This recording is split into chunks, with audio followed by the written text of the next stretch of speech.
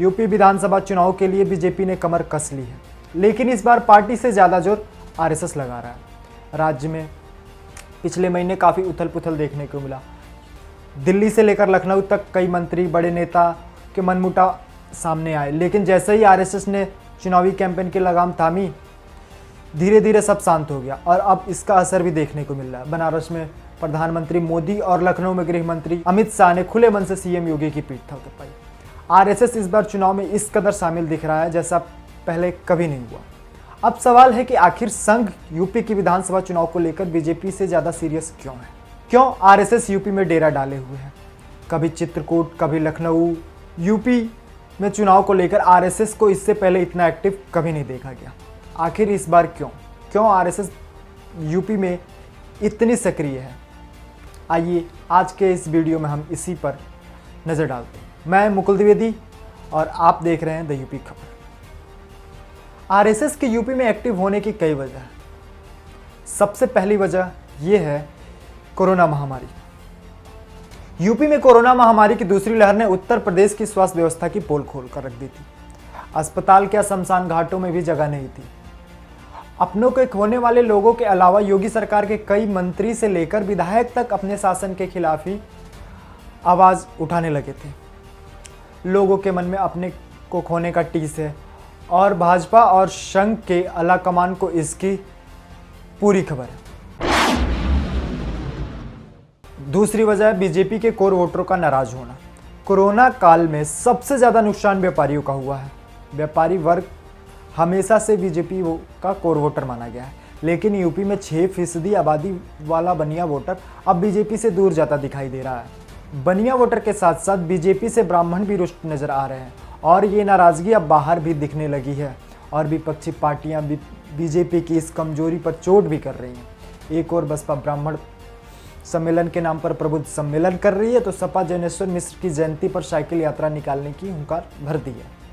अब संघ को ये जिम्मेदारी मिली है कि बीजेपी के ये विटामिन बी वोटर्स यानी बनिया और ब्राह्मण वोटर्स को कैसे भाजपा के साथ रखा जाए। इसके लिए संघ ने अपने प्रमुख नेताओं को जमीनी आकलन का जिम्मा भी सौंप दिया है।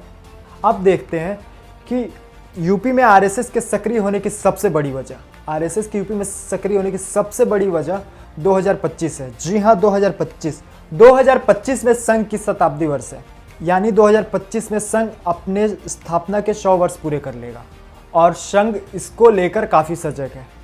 और अंदर की खबर ये भी है कि संघ इस शताब्दी समारोह को अयोध्या में करने वाला है और कुछ ऐसा करने वाला है जो भारतीय राजनीति के इतिहास में ऐसा महोत्सव कभी न हुआ हो।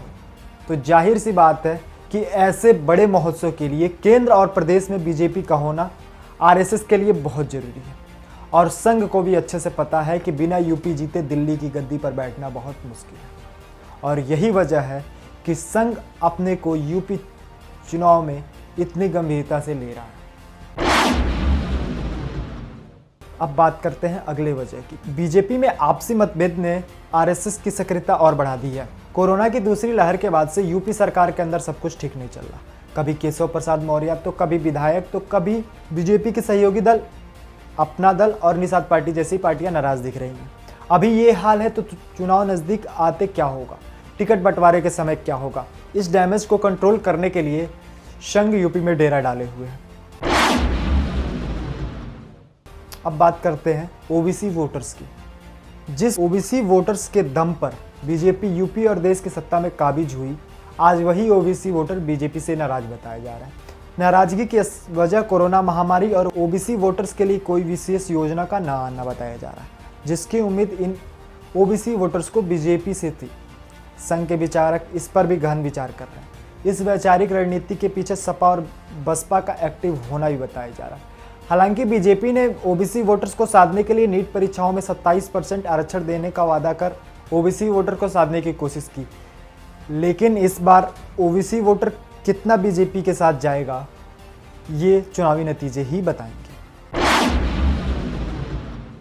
आइए नजर डालते हैं किसान आंदोलन। दिल्ली की सीमाओं पर चल रहे किसान आंदोलन की वजह से हाल ही में पंचायत चुनाव में बीजेपी को पश्चिमी उत्तर प्रदेश में करारी हार का सामना करना पड़ा था। यह अलग बात है कि जिला पंचायत अध्यक्षों और ब्लॉक प्रमुख के चुनाव में ज़्यादातर सीटें जबरदस्ती बीजेपी ने जीती। अब संघ की कोशिश होगी कि किसान आंदोलन जैसे मुद्दे को ज़्यादा तूल न दी जाए।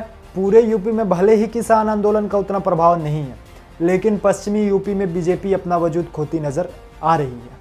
पश्चिमी यूपी में बीजेपी को मजबूत करना भी संघ का सबसे बड़ा लक्ष्य है।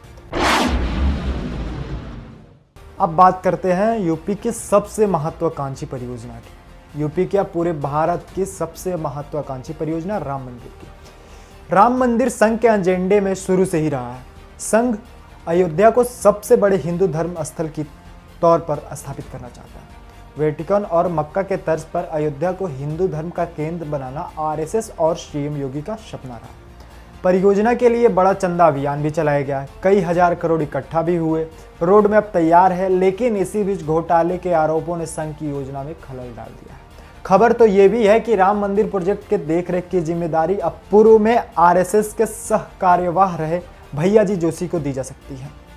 राम मंदिर परियोजना यूपी विधानसभा और लोकसभा चुनाव के मद्देनजर भी बहुत महत्वपूर्ण है और आरएसएस इसे लेकर किसी भी तरह का संदेश पैदा नहीं होने देना चाहता है। इसके लिए आरएसएस हाई कमान भी फुल एक्शन मोड में है। आरएसएस भी अच्छी तरह से जानता है कि बिना यूपी फतह किए दिल्ली फतह नहीं किया जा सकता है। इसलिए बीजेपी के साथ आरएसएस भी यूपी में अपनी जमीन और मजबूत करने में लगा है। आरएसएस और बीजेपी ने इसके लिए एक बड़ी रणनीति भी बनाई है। इस रणनीति के तहत बीजेपी नेता, कार्यकर्ता, मंत्री जनता को यह समझाने का काम करेंगे कि मोदी योगी सरकार की वजह से ही आप सुरक्षित हैं। जनता के बीच संघ के लोग, पदाधिकारी, विधायक, सांसद भी जाएंगे और जनता को समझाएंगे कि अगर देश में मोदी और यूपी में योगी न होते तो हालात और बुरे होते। आरएसएस और बीजेपी का क्या होगा ये चुनावी नतीजे ही बताएंगे, लेकिन उससे पहले आरएसएस और बीजेपी की इस तैयारी से पता चल रहा है कि यूपी चुनाव को लेकर आरएसएस कितनी सीरियस है। अब तक के लिए इतना ही। देखते रहिए द यूपी खबर।